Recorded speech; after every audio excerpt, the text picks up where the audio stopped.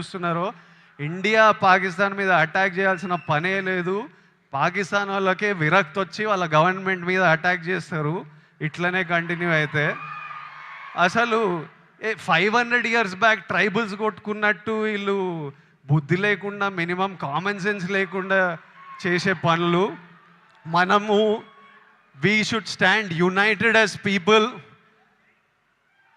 love each other. India, we will, as people, we need to always move forward, stay united. Education is super key. మన ఇంట్లల్లో మనం happy ఉండి, మన parents happy ఉండి, మనం happy ఉంటేనే progress అవుతాం.